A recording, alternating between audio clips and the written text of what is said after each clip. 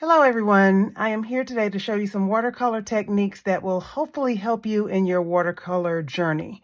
So first I have some watercolor paper laid out here on a flat base. This is probably more of a rough or a cold press.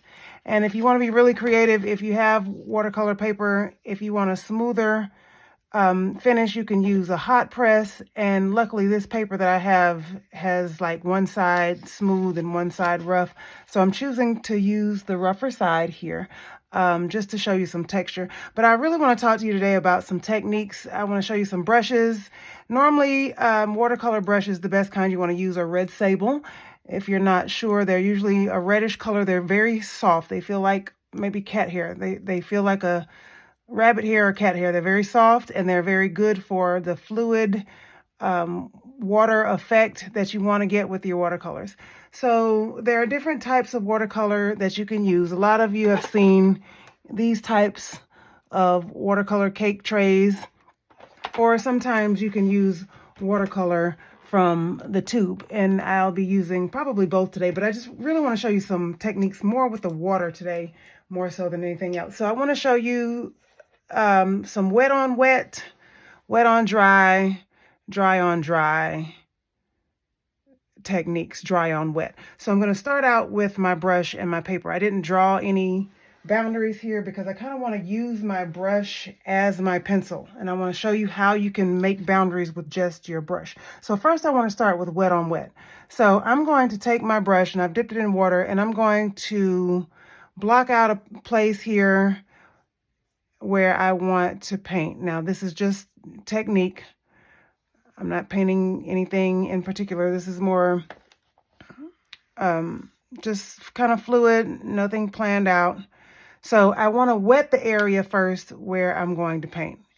And if you use too much, you can always take a dry brush and use it up. So I'm just going to take some of my watercolor paint out of my tube.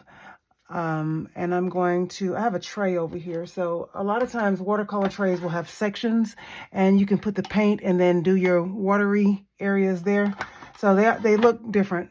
There's different shapes, different sizes, and you can just use that as you need to, however you need to mix it. So I'm going to take my watercolor paint here, and I'm going to squeeze a little bit out, just a little bit at a time. Just use whatever you need for that sitting. You don't want to get extra. So my brush is still wet. My area is wet. I'm just going to take my watercolor, and I just put it in this section. You could have put it in that section, but I just want to take a little bit here, and you don't need a whole lot of color. I just want enough that's just right now to just give me a start. So my area here is wet. My brush is wet. My paint is wet. So when you paint wet on wet, the water is going to spread, and it's going to stop wherever you stopped your water. Now, if it overflows, it's not going to go any past that boundary that I gave it, if you see that. So that way you can use your watercolor to draw. So if you notice, it's blurry, it's spreading out. So it's very watery looking. If you need to get it even more, you add more water, but you want to be careful so that it doesn't run. But if you notice, that's where that's my edge. That's where I put the edge of my water on the paper. So it's not going to go past that unless I just have oodles and oodles of water. So when you use wet on wet, it's going to have, just like I said, that watery look. So now I'm going to show you wet on dry. So obviously I didn't put any water anywhere else. I'm going to do that same thing over here, but it's dry. And maybe I can use a different color. I mean, this is just intuitive. I'm not doing anything special here. I'm just doing this for a demonstration. I'm really more so showing you technique than anything else. So I have, my brush is still wet, but this time it's dry. So I'm going to take my wet brush, and I'm going to dip it in some paint here, just like I did before. I can do the same color or a different color. That's a pretty blue. So if I do wet on dry, I have a little less movement. It's still watery, but I have a little less movement within. And I can make my edges. I have water in my brush, on the barrel of my brush. I can make my edges.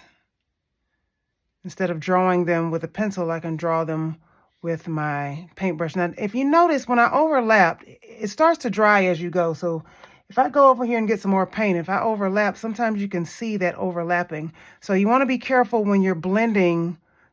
I don't know if you saw that, but if you're blending with wet on dry, because once it starts to dry and you go back over it, it's going to give you a line that wasn't there before. So I'll give you an example of that. So let's just finish drawing this rectangle. Or painting, I'm sorry, painting this rectangle. And notice here, wherever I pick my brush up, it's leaving little pools. It didn't spread out like that. So if you watch the behavior of the paint when you're painting it, it'll tell you what it's going to do. So let's let that dry for about maybe a minute. And that way I'll show you what happens when you go back over it once it started to dry a little bit.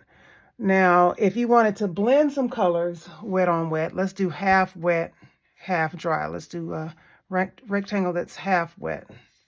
And then the rest of it is dry. So let's go back with some purple, just like I did before, just to show you. So I kind of have to remember where, it's like invisible ink. I have to remember where I put my water. So you get that watery feel there. So let's just say I wanted to blend. Okay, I can take some of my blue. It's going to spread out and blend. Water's going to seek its lowest level. And it's just going to go wherever the water went. And there's a blurred edge here. Now, let me go back over here before I go back to my wet on dry blending. Let's take my blue like I did before in the middle. It's probably been about 45 seconds. I'm not sure. But if I go back over that in some areas, you'll be able to see my edges.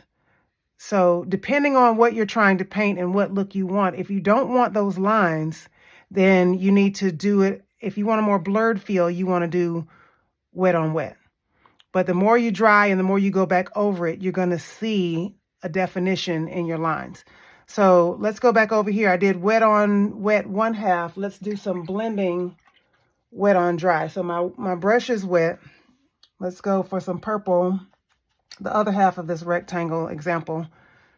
I did not put any water over there at first. I just went straight paint and no water first. So when you have your paint, it makes those edges there.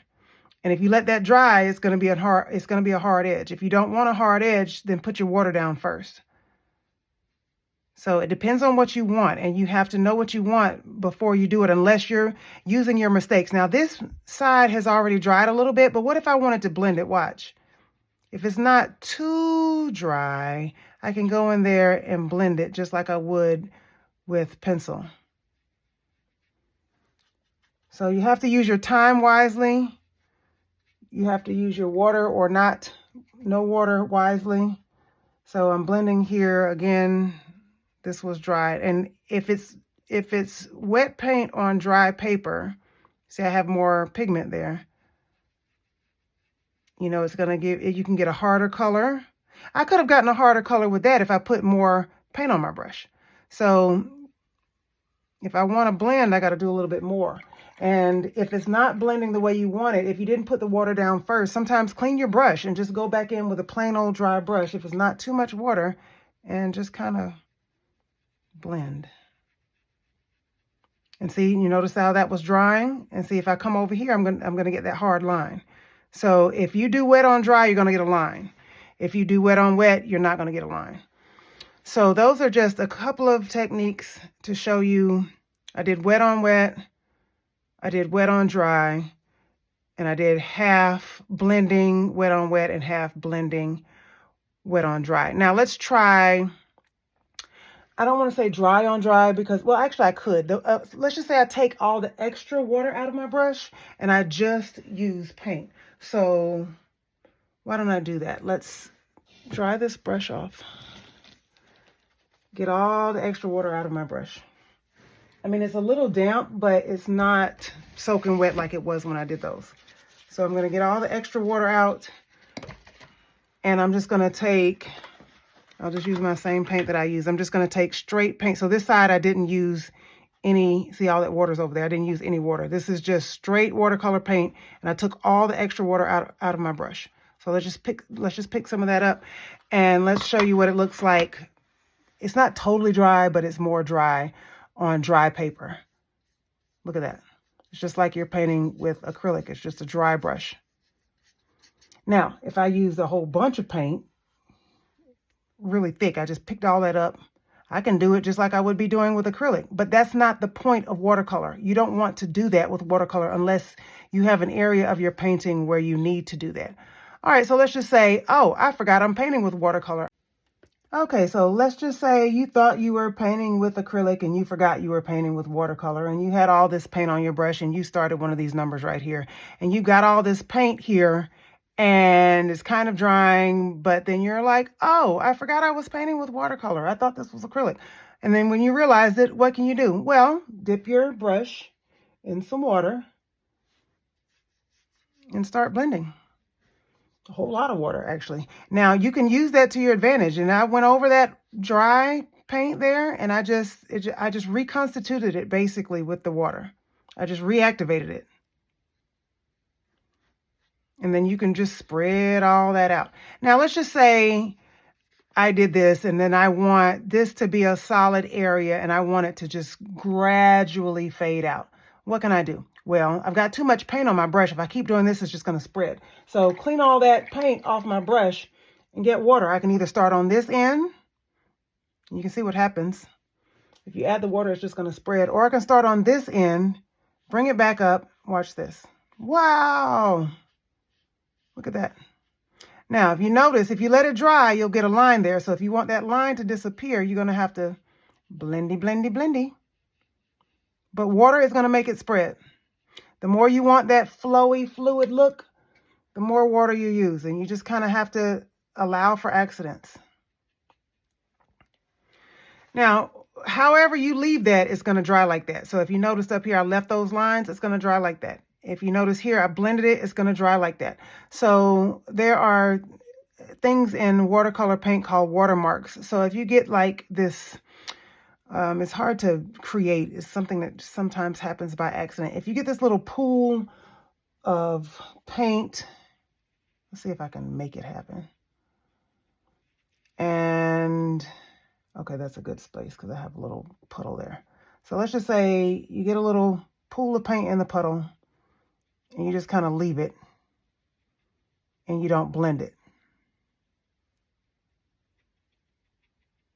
It's hard to create, but it's called a watermark. You get that wrinkly edge. So if you let that dry and you leave it, it's going to dry just like that.